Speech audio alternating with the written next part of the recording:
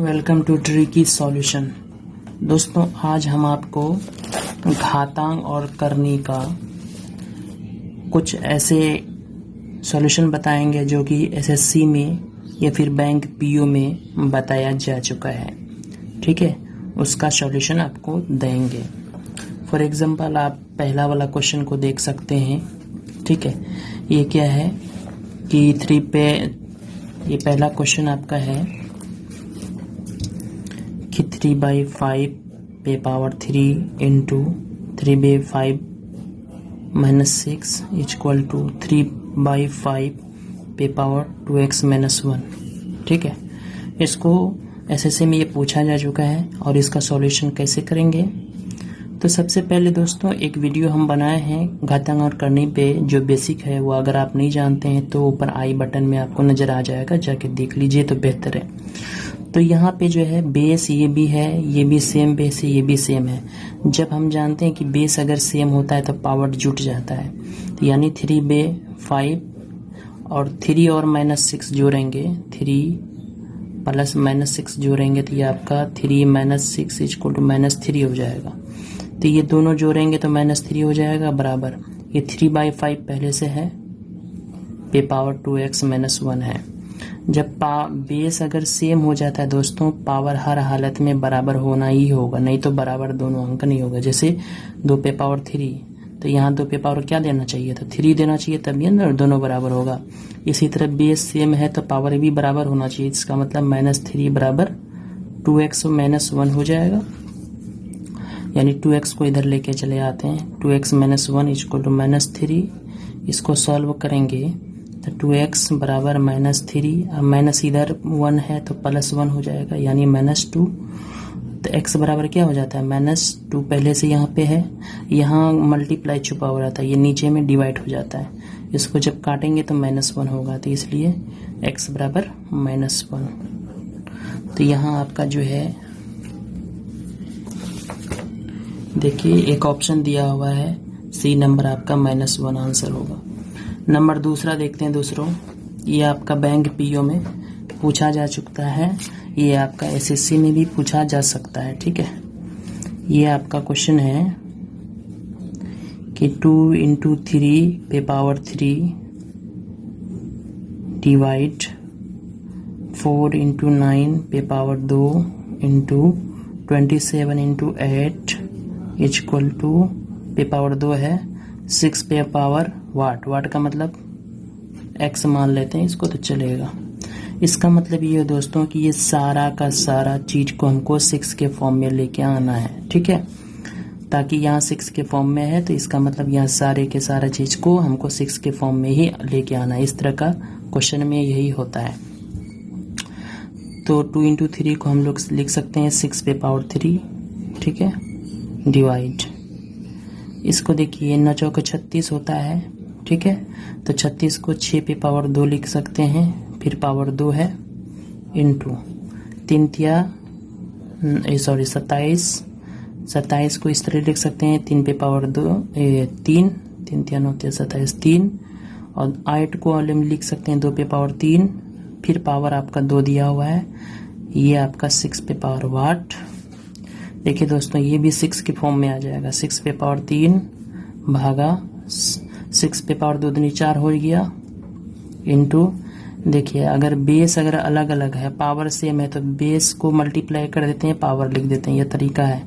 यानी 3 × 6 पे पावर 3 फिर पावर 2 बराबर 6 पे पावर वाट।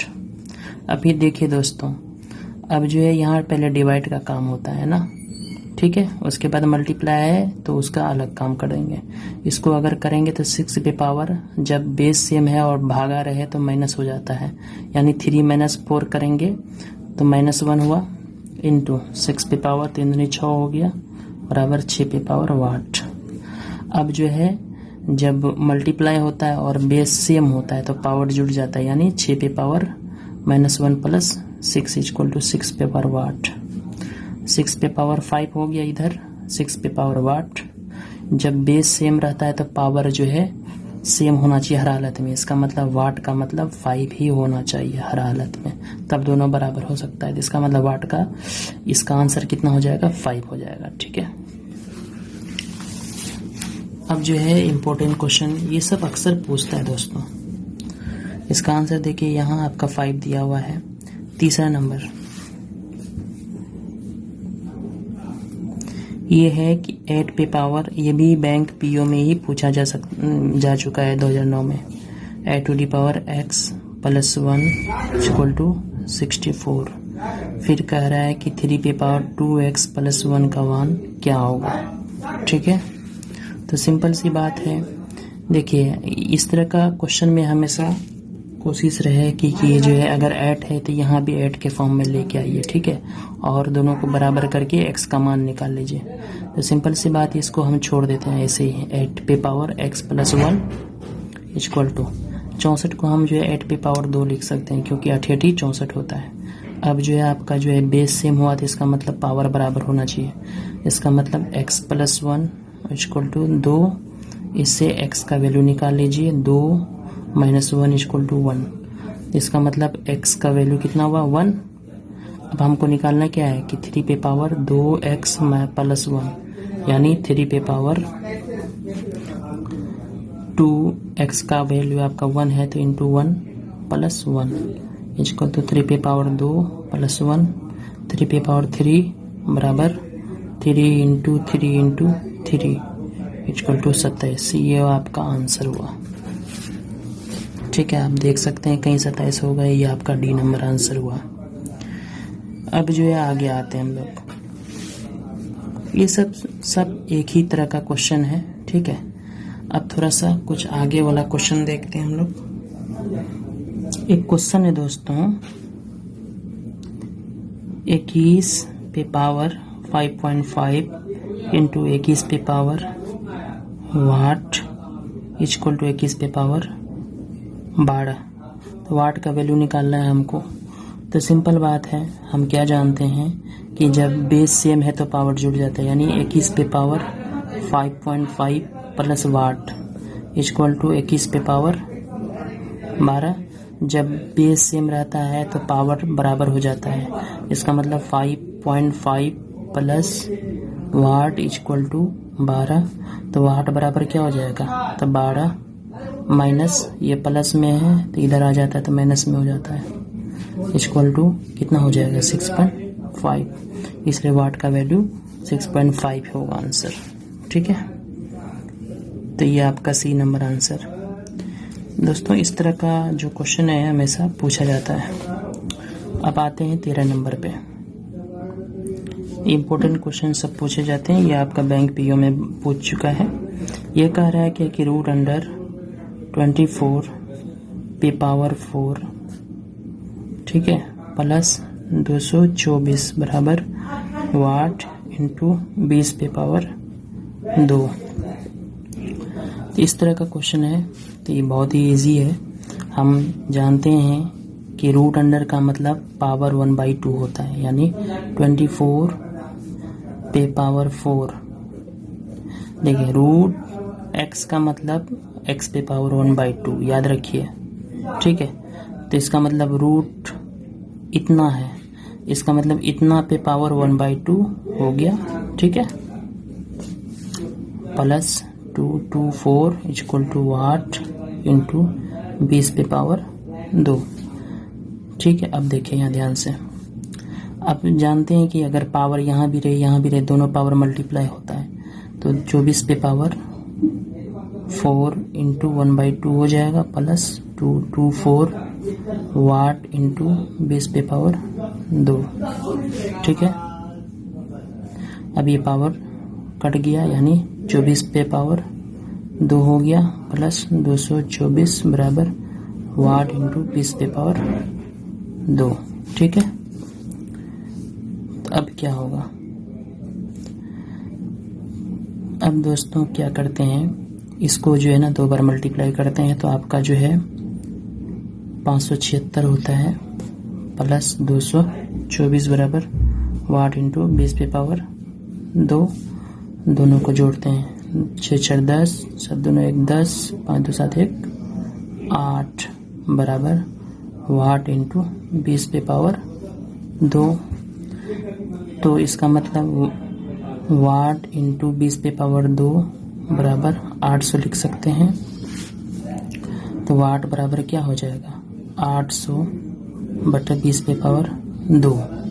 इसका मतलब 800/20 × 20।